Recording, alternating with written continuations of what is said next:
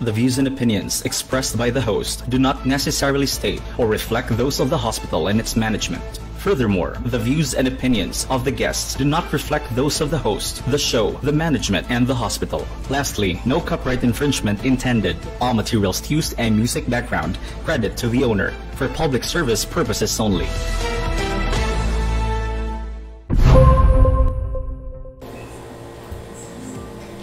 Maayong gabi mga ka-quarantine. Again, ani ang inyong host, Jen Andres Panieres. So, Rebecca Ruedas. And welcome to our episode every Tuesday ng atong Mental Health Check.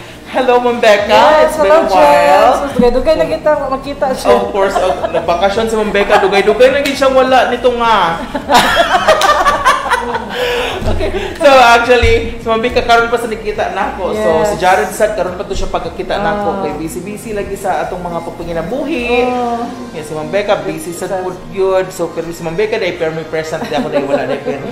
Anyway. So, Jen, nag-celebrate ta karon sa atong week karon, gikan sa Monday hangtod sa Friday. Yes. Nag-celebrate ta sa atong violence against women and children. Yeah. And also, we're also celebrating the World AIDS Day. So, in December 1, mo na siya ang annual celebration of World AIDS Day. Yeah, di ako believe ni mo, Ma'am Becca, na sa buog yun mo ang mga day. Karon, she is, sa Ma'am Becca, kay, will equip yun siya sa mga pizza, sa mga celebration. Yes. Yan, nasa theme, Jen, ang World AIDS Day. Mo na siya global solidarity and shared responsibility. Correct, of course. Dapat share. Tagaan ginatong maayong emphasis. Yeah, kana atong mga celebration sa atong pagpangga sa atong women and children. Yes. So of course, they are one of the most vulnerable group of population sa atong society. So we have to take care of them. And on the other hand, about AIDS, it is very relevant for us to spread awareness sa yung anak nga sakit nga katapoo. So anyway, Ma'am Becca, busy karon ang hospital no sa pagpadagan sa ato ang soon nga Christmas celebration sa atong hospital. Pandemic. Bisag pandemic, magpadayon kita, push through gyud.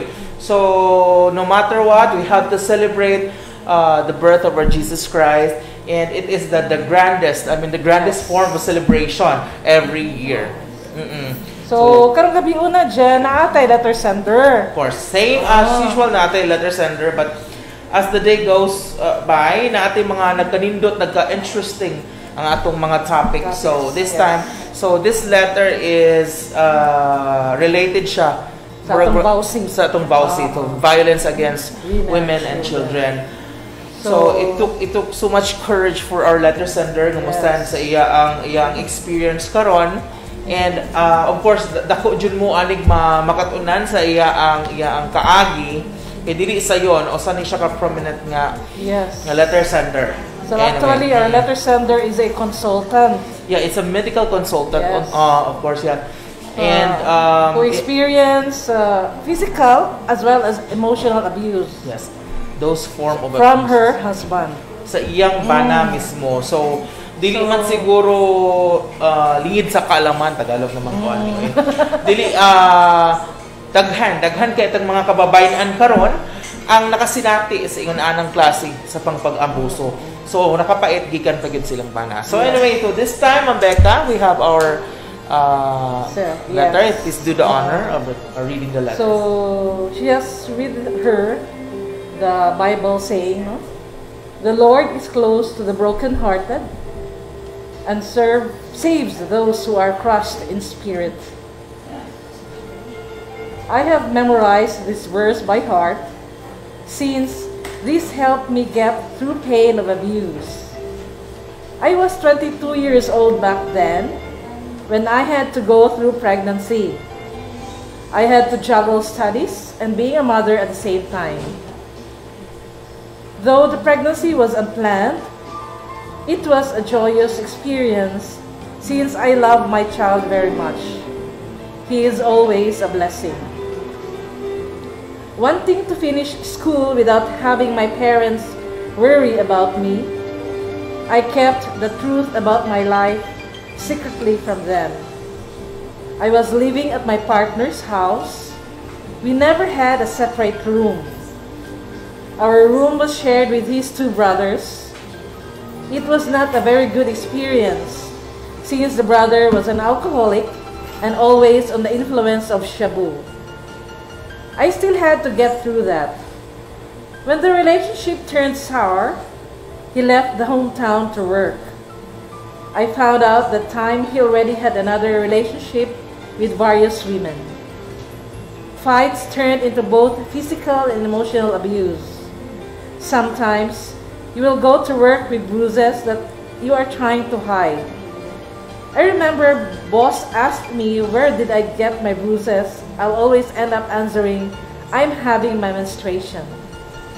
Eventually, there is always a breaking point, a certain happening that will push you to let go. It might be very painful. I remember running to the streets at 3 a.m. in the morning, trying to escape. But above all the pain and sorrows, there is always a silver lining. This is the time that you will appreciate that a lot of people loves you and willing to be there for you. The support from family and friends will help you see the beauty of life again, and eventually you'll learn to forgive. Thinking that these are just challenges that will polish you in the future. You will still stumble and fall, but you will eventually come out strong. Happiness will just be spontaneous, and with the hope that someday we are meant for someone we truly deserve. A quote to ponder: you were never created to live depressed, defeated, guilty, condemned, ashamed, or unworthy. You were created to be victorious. So, daghan kayong salamat mo sa atong letter sender. That is very, sa gikaingon ko na Yes. ganiya, Ma'am Becca, no, that is very strong kuan gid sa atong letter sender, no? Yes. Isog siya, courageous So, siya, she is a well-educated woman. well-educated woman. She is a mother. Of course. Vowsy can occur not just among women of low socioeconomic status with low educational attainment, but also to beautiful, accomplished consultants. Correct. Walay gipili, no? Sa gikaingon na nato, consultant siya, and mahimong medical consultant is dako na kaina nga na-attain sa kinabuhi sa usa ka Yes. tawo, but then giabuso gyapon siya, someone nga iya pa yung bana ang niabuso sa iya. So walay gipili mapadato or mapa less fortunate Abus, nga. oo. Walay gipili ang pagbang-abuso. Okay. So maoron Ma'am Becca, Natay mga guest natay reactor. imbitahan yung mga expert nato ang taga Vicente Soto. Oo. Yes, puro sila taga Vicente Puro Soto. taga Vicente Soto. Ang atong first nga reactor, please do the honor of introducing them, Ma'am Becca. So, she is a graduate of Doctor of Medicine from Cebu Institute of Medicine. Never mind the year. Residency training in psychiatry at Vicente Soto Memorial Medical Center, formerly Southern Islands Medical Center. Then diplomate Philippine Board of Psychiatry, fellow Philippine Psychiatric Association, and also a fellow Philippine College of Addiction Medicine. She is also an international fellow of the American Psychiatric Association, member Dementia Society of the Philippines, member Philippine College of Psychopharmacology, medical specialist too, and OIC training officer of the SMC Center for Behavioral Sciences. So without further ado, let us call Dr. Glenda Basubas.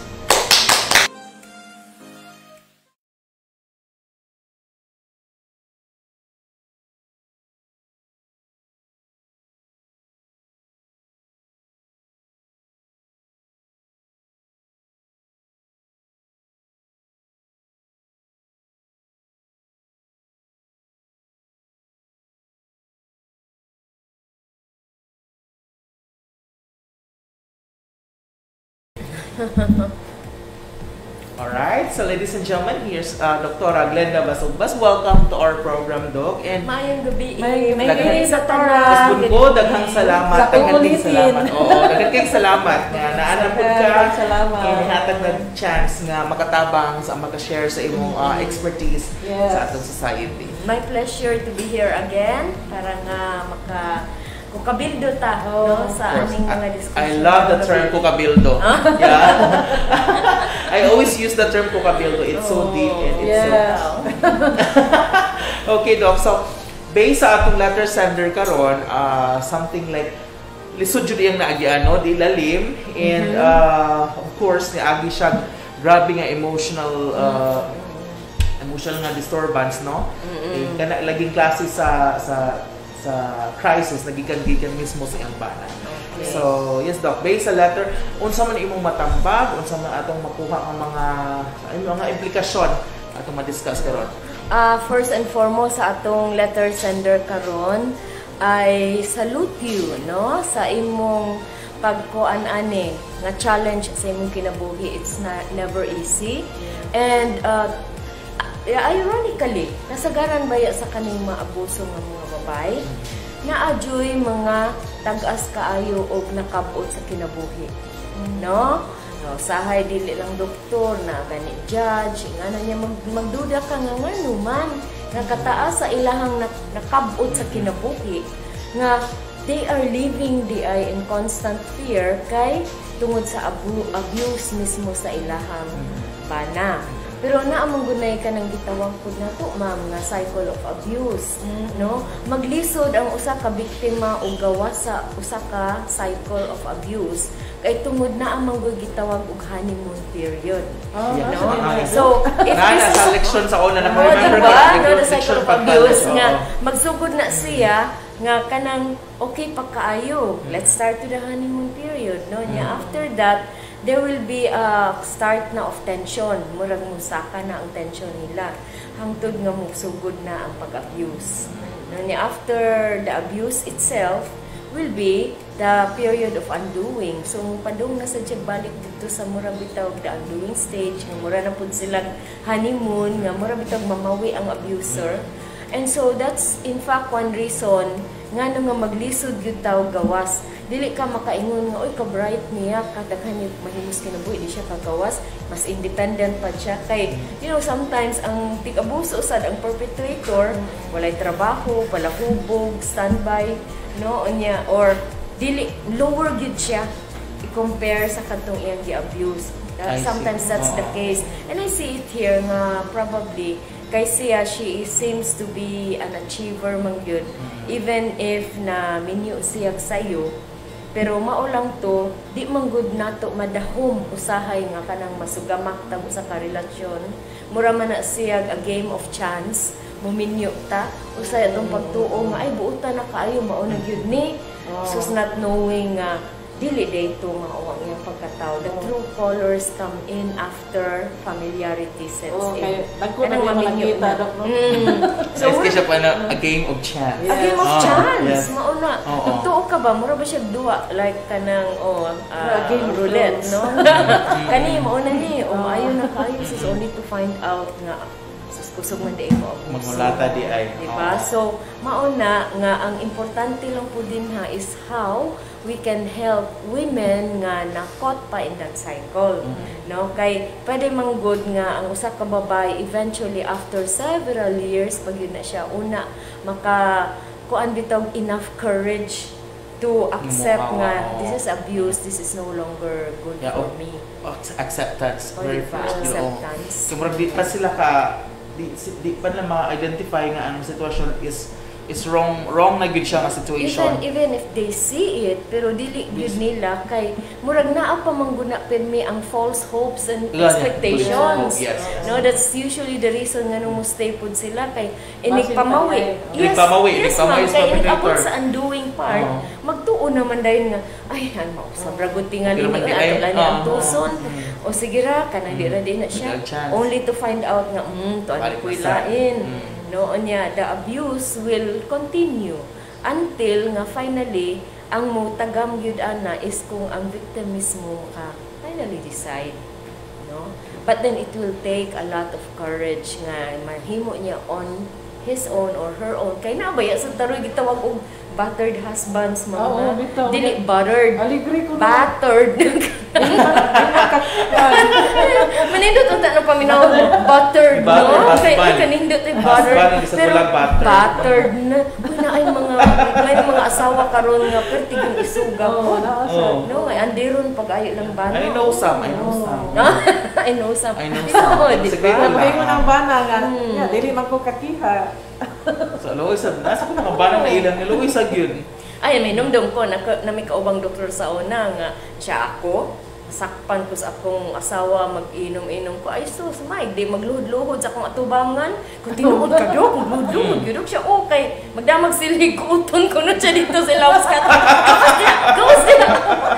Siya di ay may buttered ko nga. Ano siya sila? Hadlok siya sa iyang asawa, makitaan siya ba nga na, ikaw na iyang asawa, iso. You know, di ba? And would you believe nga mo lagi na usahay in highly educated individuals dili ni siya magpili nga sa mga pobre lang, no? Naasan ni siya sa higher strata of society.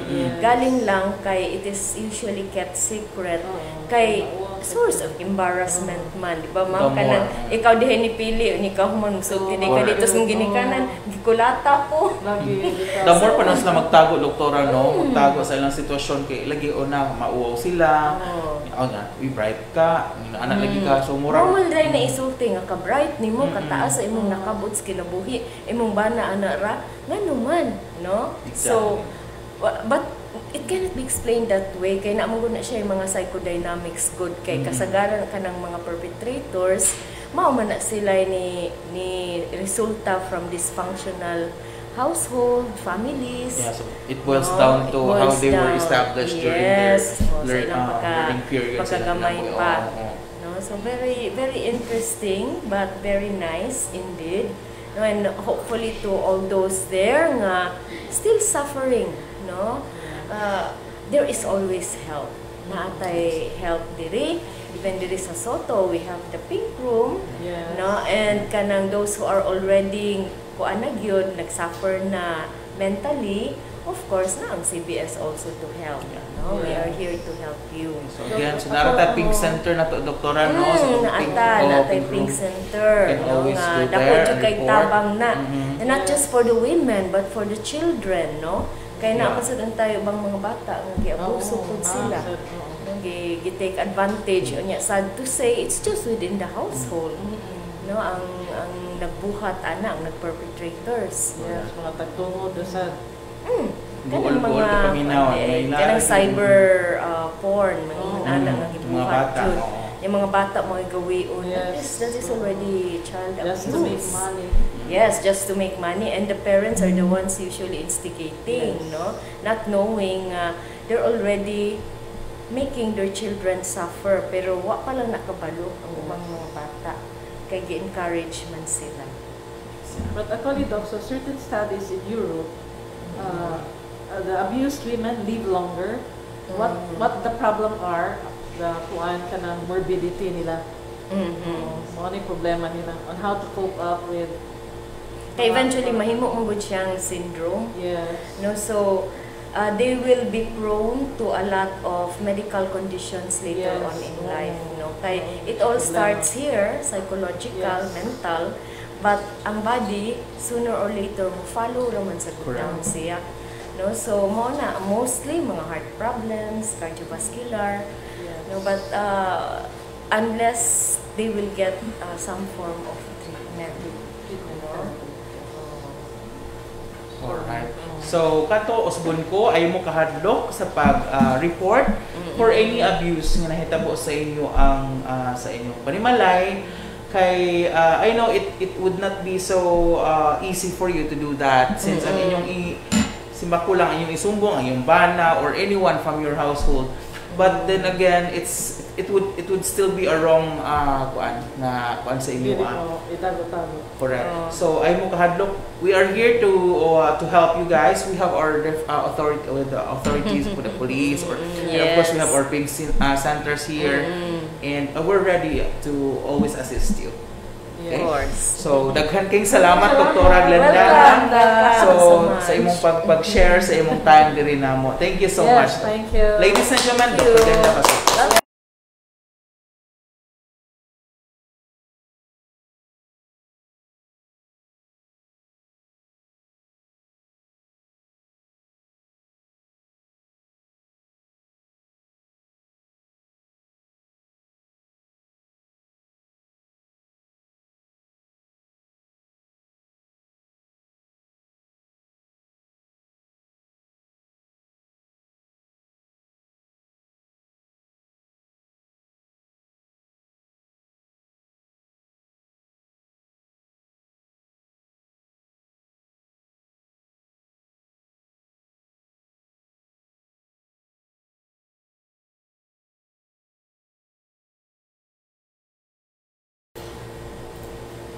Alright, so we're back. Yes, Pasalamat ni Dr. Glenda Basubas for sharing her expertise about this. And by the way, according to Ma'am Tony Caballero, o sa atong psychologist sa Dennis Soto, hello Jan and Ma'am Becca. Would you like to add something? It's not only the perpetrators who come from dysfunctional families. Most victims survivors are also product of dysfunctional families. Violence is a cycle. Yes. So, yeah, motto, di lang kuno nagagikan sa dysfunctional family ang perpetrator, but also ang victim mismo. Kaya nganong nakahatag po sila chance sa perpetrator nga inatuon sila. Maybe, kaingon siguro sa, mo man hitabo sa akong parents or sa akong kuan kaniadto. So, parang na, okay na lang po. So, anyway, so we have another guest reactor. Abunda ta karon sa guest reactor, ha, Ma'am Becca, ha, and we are so thankful. So, please do the honor next time. She is presently the psychologist of our WCPC, Women Children Protection Center, and also a college instructor of University of the Philippines Foundation. Wow. So let us welcome, ladies and gentlemen, please welcome Rose Donato.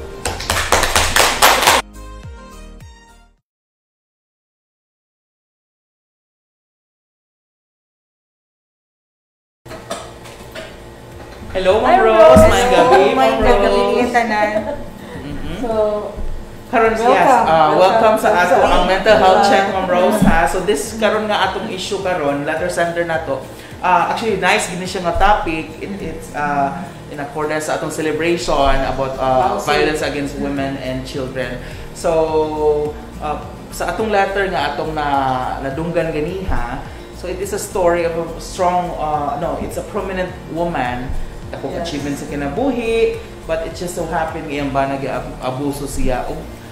Iyang napasagdan for sa pila ka tuig, iyang napasagdan nga abuso lang siya. Oo. So karon Ma'am Rose, atong atong masturya sa atong mga kababayan karon nga naka-experience of same nga panghitabo sa ilang panimalay. Yes, naamang gud tay mga myth about domestic violence na kani siya kasagaran na gid mabiktima kadtong mga underprivileged. Hindi mi siya mas kasagaran mahitabo sa mga katong nasa upper class, but actually wa man gud gipili ang domestic violence no, or intimate partner violence. So it happens in all classes. However, kung naamang gud ka, when you're educated, when you have a job, usahay maglisod man ka og disclose or mag-report about what happened to you or about the maltreatment, because daghan kay ka gi-protect. You're even protecting ang imong spouse kay unsa na lang ang yang standing, ang mga bata, or unsay isulti sa community. And I really salute the letter center for the courage to open up about what happened, even though it took her time, because I understand na dili gyud na siya sayon, and it will take long for someone like her to recognize that she has been abused. Kay kaning manggong intimate partner violence can be in many forms. It can be physical, which is easier yun na siya ma-detect, na may mga injuries. Yes. But ang psychological or verbal, sometimes wala man gud siya physical act. So at first dili gid ka magtuon na physically abused or psychologically abused na ka, not until you experience anxiety, trauma, depression. So ingon ana. Sometimes pud ang katong giingon ni Miss Tony Codiniera ganina ang among kauban sa Pink Center na it's not only the perpetrators who comes from dysfunctional family but the victims as well. Yes. Tinuod na siya. And then there are also women na wala sila experience about violence at home. Nga dili na lang siya pagamingon na. Nga di sila ka-recognize dayon kay wala man sila experience sa ato before. So maglisod siya. O di isla kasulti nga, oy, di isla makaingon dayon oy reportable naman ni siya nga scenario or kinahanglan naman jud ko maalarma ani or So, I need to shout and speak So, up. Ma'am Rose, a controlling is a form of verbal abuse. It's a form of psychological abuse, no? Yeah. Ang control can be very kuan manggod subtle at first dili nimo mahibaw-an na mauna na siya from like it will start as ayaw kuyog aning tawhana ha dili ka mo dapat nimo siya isulob. So things like that until it will progress. Kay ang violence at home magid escalate. So it will start like siguro mga kanang kana siya katong mga verbal abuses and then it will escalate to something physical. Nice. And then it will be very difficult na kay namang mo tayo gitawag nga learned helplessness kanang ang mga babae matrap sila sa isa ka relationship kay katong ingon ni Doc Glenda ganina nga ang cycle of violence dili man gud na all the time nga ang katong batterer kay bad gid siya or maltreat namang gud siya after the maltreatment natay gitawag honeymoon stage so maayo kay siya so malibog confused ang babae ba so ma-feel niya napay hope so mo stay usap ko sa relationship and then she feels Because trapped. such some cycle and Huwag ka nang maingon, Ma'am Rose, na wa ko'y love sa akong husband. Kay controlling. Kunya, niabot nila 3 o 4 anak. Because there are possibly a lot of reasons why women stay in abusive relationships. It could be because of the children, it could be because of the psychological dependence, or the financial dependence to the husband nga mao siya mga factors nga wala maglisod kay ang posisyon mangyud kung you are someone na abused. Lisod kayo kay you are not only thinking about yourself, you're also thinking about the children. Pero ano naman ko na hibawan ba na kuan sana nakasabot sila sa iyang husband na the husband will just stay at home kay ang wife may provider. Then the husband takes care of the children, also the wife. So inigabot sa wife, igo na siya matug, makaon, ma-duty na sad.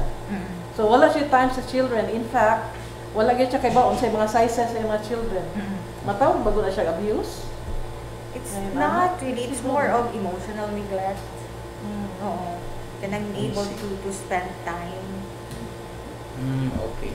So, for the women, ma'am, nga naka-experience og abuse sa ilang mga partners, so also may process gina-go through unsa inyong usual nga kanang intervention, especially for those who seek consult sa inyo ha. So, let's just give an overview on sa how would it go, the process of kanang consultation sa inyo unsa inyo ang stress debriefing ba, unsa nga proseso? Sa mga sa psychology, usually man good ini-refer sa peace center tan-awon sila sa doctors no for the examination of injuries and depending also kung at the time mag-need gud sila kay highly distressed, emotionally distressed ang kaning mga victims namo, they would be referred for psychological first aid and then eventually psychological evaluation kung naay need nga mag-therapy schedule namo sila. So mao na ang among mga services sa pink center. Alright, so after assessment, so nasa gid mo ihatag nga mga so to term na to ana ma'am aid, psychological aid, first aid. First aid. Mao na siyang pinaka-basic ihatag labi na kung acute nga bag-o lang nahitabo niya highly emotional pa kaayo or taas kay emotion. So kinahanglan namo nga ma-contain ilang emotion so we do debriefing or psychological first aid before we do the evaluation which will come in later. And then, ana na ma-determine kung unsay need nila for therapy or psychological intervention. So, kalong ang process sa therapy nga allocate para sa ila. So sa karon nga pandemic, Ma'am Rose, unsa man inyong kuan kanang Yes. Padayon gihapon atong psychological services no even during the pandemic, so we are doing it online. So even if like let's say layo siya or wala sila capability no for online telesite, we coordinate with it sa mga LGUs para sila ang facilitate nga maka kanang access of online services sa mga victims. Okay, so LGUs should take a big part of this one, okay? coordination. Especially now, lisod kaayo ang pag-access nato sa mga labi na sa mga lagyong mga lugar. So again, LGU should take an active part on this matter. So by that, I would like to say thank you so much, ma'am. Thank you so much for your time. Salamat. Salamat kasi mong oras. For guesting us. Okay. So guesting once here. again, atong guest si Ma'am Rose Gunato. Yes.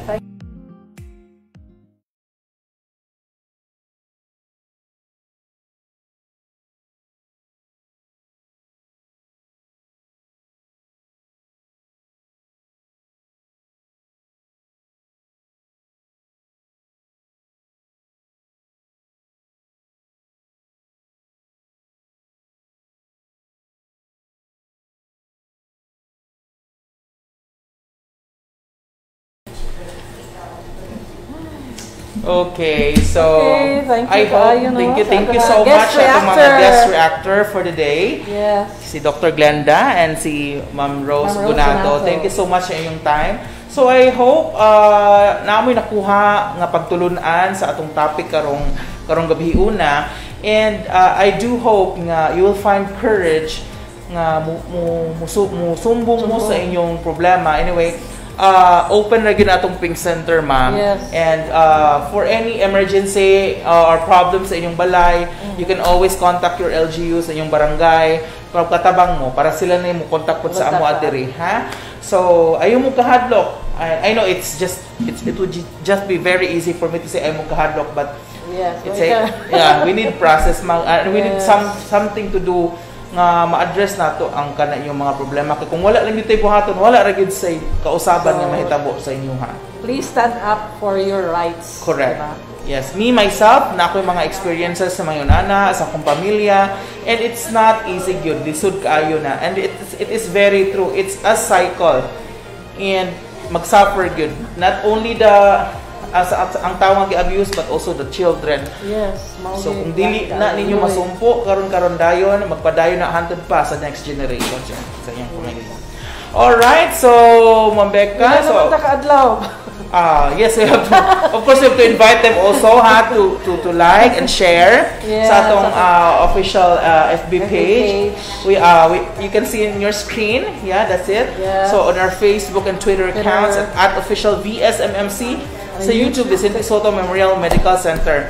So don't forget to follow, like, and share. Okay. Yes. So 31 days more before Christmas. Okay. So Happy na gid siya. Usa na nakabuwan og usa ka adlaw.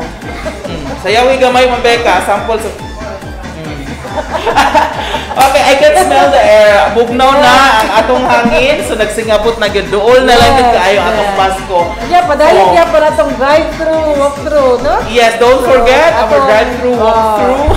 Makatawa mo kung bulan sa drive-thru, walk-thru. Anyway, drive-thru, walk-thru na to. RT-PCR. RT-PCR na to. So, I can see nga, daghan ba yung magpakuan, daghang magpa-swab ron, ma'am, no? Yes. Daghan kaayo. So again, busy ang mga tao sa hospital karon, pag-prepare para sa Christmas, mga decorations. Thank you also sa atong kanang command center chief. Yes.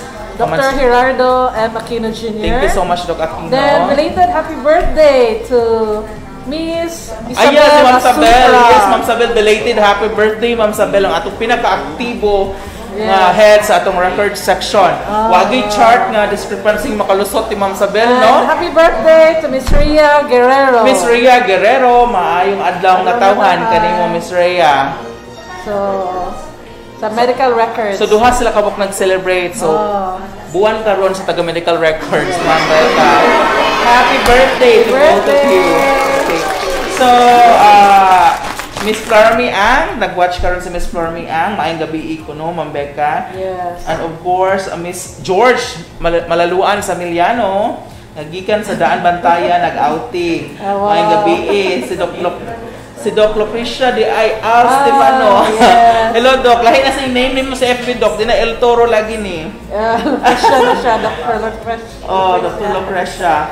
And also, yes, akong sister is watching from Sweden right now. Morning, Dai Clavel Paniares Larson. course, May. Autoria Jinky, mayong gabi sa tanan. May gabi sa tanan. Alright, so again, don't forget to like and share to our official VSMC page. Alright. So, again, so magpasalamaton kita sa ato ang nagpasiugda na itong mga program. Of course, si Neil. Thank you so much, Neil. Thank you. Dr. Helen Madamba. Dr. Helen Madamba, the overall director sa atong mga programa. Of course, again, to Dr. Aquino, ang atong medical center chief, of course. Thank you, Doc Aquino. And Attorney Panugaling. Attorney RC Panugaling, of course. Ang aktibo kaayo, Attorney RC. So, karon ato nang ikuan ang atong census sa ato ang report sa ato ang COVID-19. Ang Vicente Soto Memorial Medical Center Subnational Laboratory nitala sa mga mosunod karong adlong Martes petsa 24 sa Nobyembre 2020. 809 ka samples ang na-test karong adlaw o kiniita ng gikan sa Central Visayas. Sa kinatibukan, 112,254 na ka samples ang na-test sukad sa pagsugod sa atong Subnational Laboratory. Sa 809, 5 niini ang positive o 804 ang negative. Suma total, aduna na kitay 11,177 ka positive samples o 101,008 ka negative samples. 358 ka samples ang kasamtangang gadagan karon sa atong laboratorio. Pahiramdum lang sa tanan nga ang mga resulta base lang sa mga samples na gitest. Ang DOH Regional Centers for Health Development ang paggawas og detalyadong impormasyon mahitungod sa mga positibo o negatibong kaso. Daghang salamat. Aniya na ang mga pinakaulahing balita kabahin sa COVID-19 dinhi sa atong tabalanan karong adlaw Martes, petsa 24 sa Nobyembre tuig 2020. Ang Soto may rehistro na sa mga musunod.